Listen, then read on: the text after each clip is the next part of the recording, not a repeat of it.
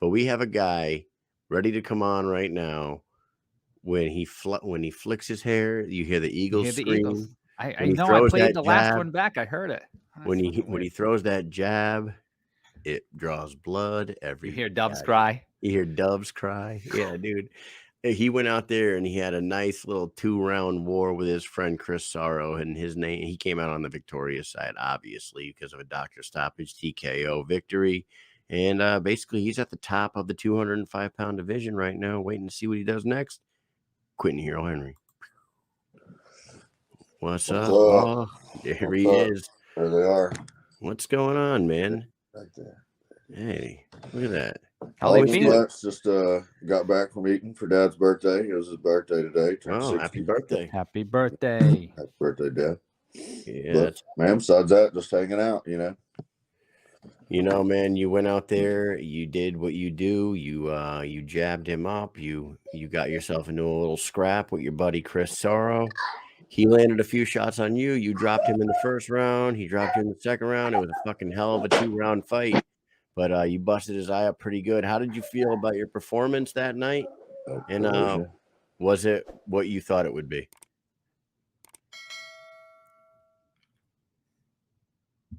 Are we frozen? I could not tell just now if he was frozen or if he was just waiting for us. Yeah, I was frozen. Back. Sorry. There he is. I thought you were fucking with us for a second. I thought he was fucking with us. 2-round war.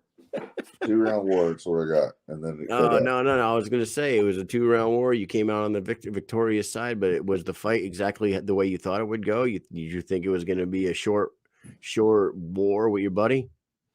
I mean, I figured it was going to end in the second. I didn't expect him to be. I mean, he was pretty resilient, I would say, because he took a bunch of shots. I didn't expect him to, come in that good a shape. He definitely had a good night. I would say he was better than I expected him to be. But I mean, besides that, I think things pretty much went the way that I expected them. I didn't feel good the other night. Not like physically or anything. I don't know what, but just something was wrong with me. I don't know what it was, but it's like the whole time I just felt kind of slow, like I was in mud, kind of. Either way, I got through it, But I mean, if I had to give it a grade, I would give it like a C as far as my performance goes. But I think I got a lot of room to improve off that performance, and I think the odds were kind of stacked against Chris to begin with because I've got a lot more experience than he does, and the reach advantage and stuff. But he came out there throwing, man. He caught me a couple times. You can see I got me a little black eye here, yeah, as far as that goes, though, I didn't feel like I took too much damage. When he knocked you down, was that actually a knockdown or did you slip? Because it's hard to kind of tell, but it looked honestly like you kind of turned as he was hitting you, and it almost looked like you might have slipped. Yeah, I was falling down on that.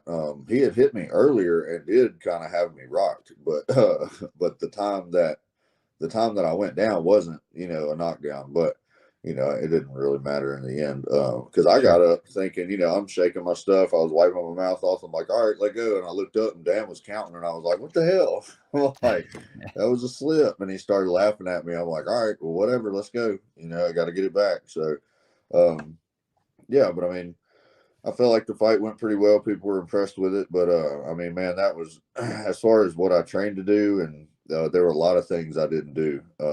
And there were a lot of things I didn't get to show. But, looking back as the fight, marinates a little more, I think different reasons for that are going to show up. I think, one of the main things being that he was kind of refusing to engage as he was staying on the outside so much. It was kind of, I didn't expect him to do that so much, but man, it was a good fight, and the jab landed like I thought it would. So, and once that's working, everything else kind of just falls into place. It's crazy, man. I swear to God, you definitely, in my opinion, and a lot of people's opinion, you got the best jab in the BKFC. That thing is devastating. You can knock people out with your jab, which is fucking crazy.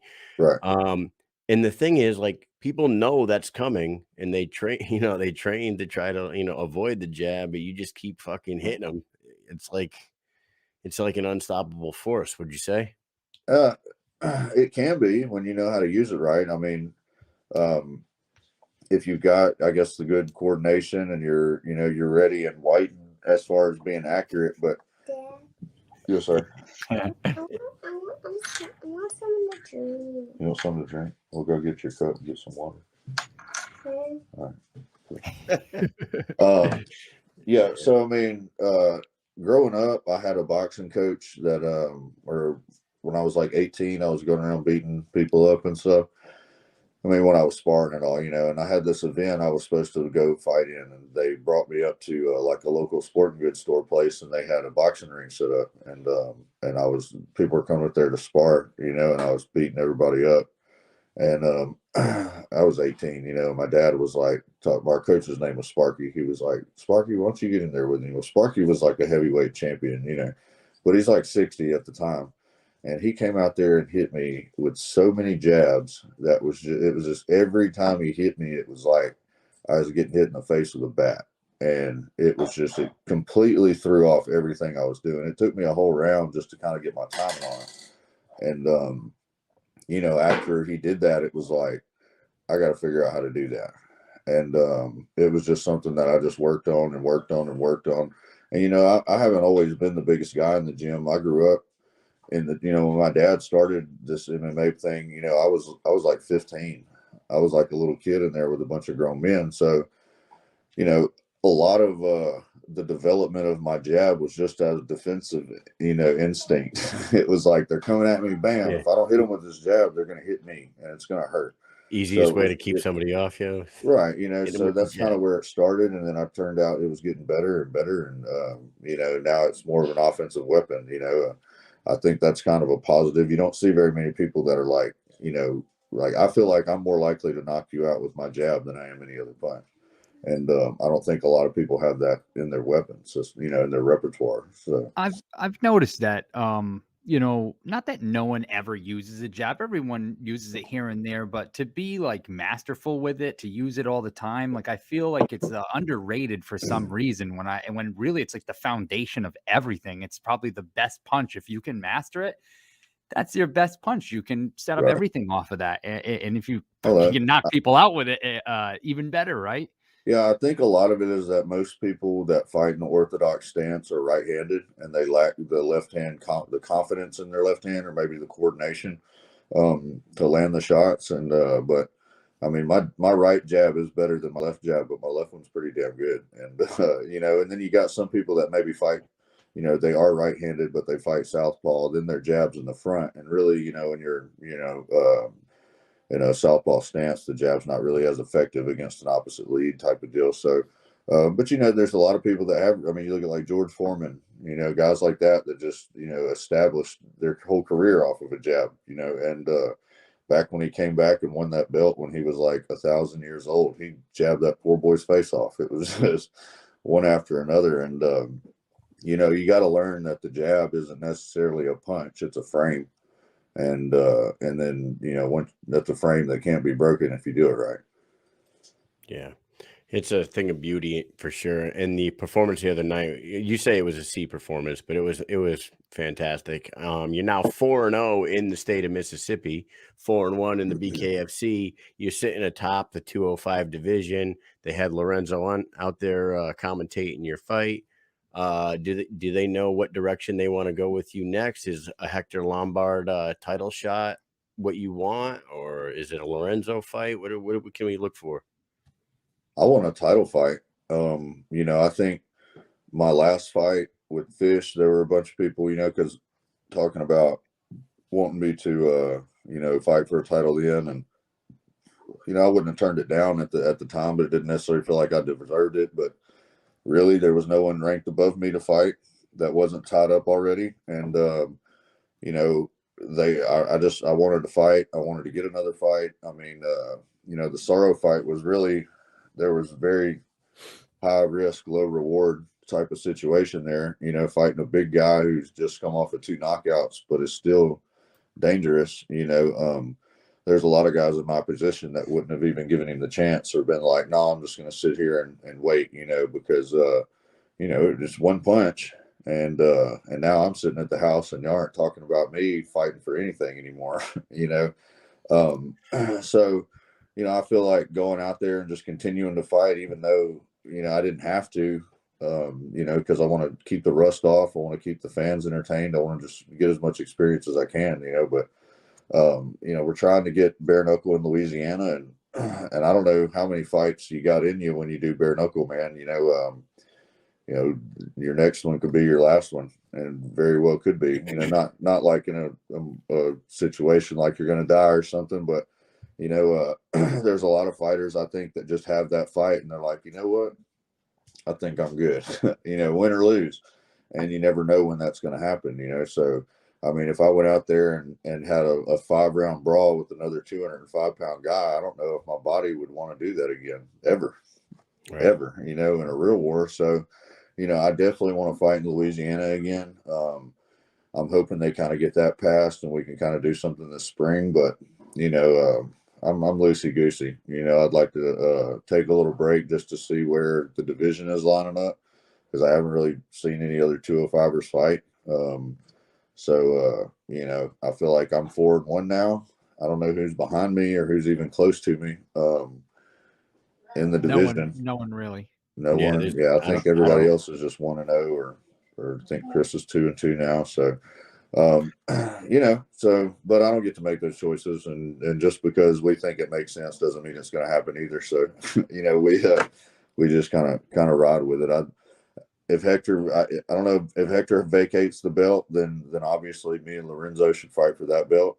If he doesn't, then it would either be me or Lorenzo fighting him for it. Lorenzo's first up in line, but he's also supposed to be defending another title.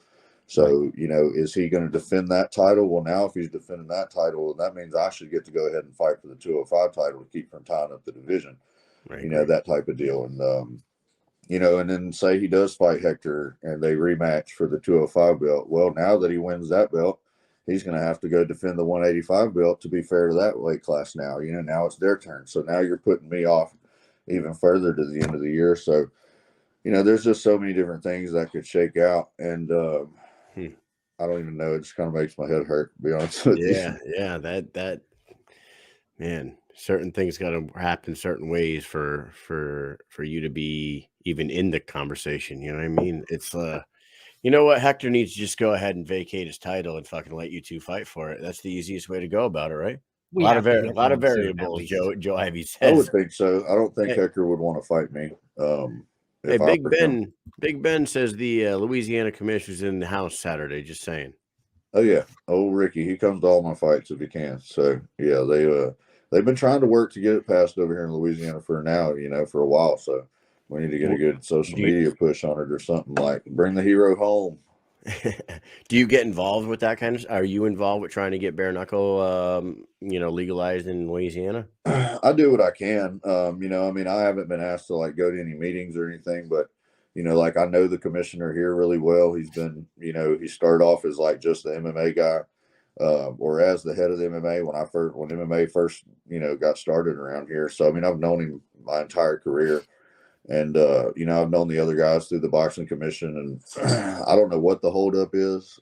There's a couple that are like, yeah, we want it. But, there's always those holdouts from the old boxing people that you kind of got to fight over. But, I've done what I can. I've gotten, the commissioner in touch with David and stuff like that. And then I've even talked to the mayor here in Monroe, and, he's willing to back it and support it. And he wants to sit down with David Feldman and them about, what Monroe can do to be the bare knuckle capital of Louisiana, and so, that's what we're trying to do. So it's just a matter of how things fall out, I hope they can get that done for you. I hope you can fight in your own state. And if you want, we're going to let you go. We didn't want to keep you all night. We're doing quick interviews with all you guys that won tonight. Shout anybody out, thank anybody, and we'll let you get going.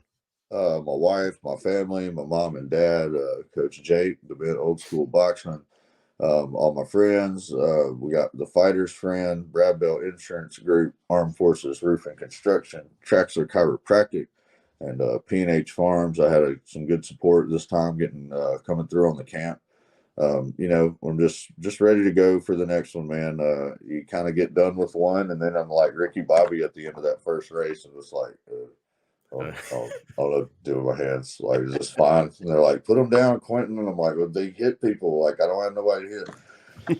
So, you kind of just spend this week after the fight just kind of, I don't know, walking around in circles and kicking rocks because you're just like, because you come down from such a high, over the weekend and you spent the past 6 weeks just so stressed out. You want to throw up all the time. And then that's gone. And then it's like, which I've never done this, but I mean, it's like, I guess hitting a bang of heroin or something. And it's just like when you step out of the ring and that stress is off of you, you're just like, and it's about 48 hours of that, of feeling just like euphoric type of deal. And then that leaves you. And then you're on that recovery end of that dopamine bender you just had. So, you start trying to figure out what's next. But I know I'm fighting. I know I'm training. There's not really much for me to figure out whether I've got a fight going on or not. I'm still doing the same thing. We appreciate you, man. It was a great performance. Mike, you got anything for him? No, thanks for coming on. Congratulations on your victory. I personally want to see you and Lorenzo fight, but hey, maybe one day I'll run the company and that's what will happen. Hey, man, they can't hide him forever. All right, brother, man. Thank you for coming on. Great job on Saturday night, and we can't wait to see your next one. Appreciate it, guys. All right, take it easy, brother.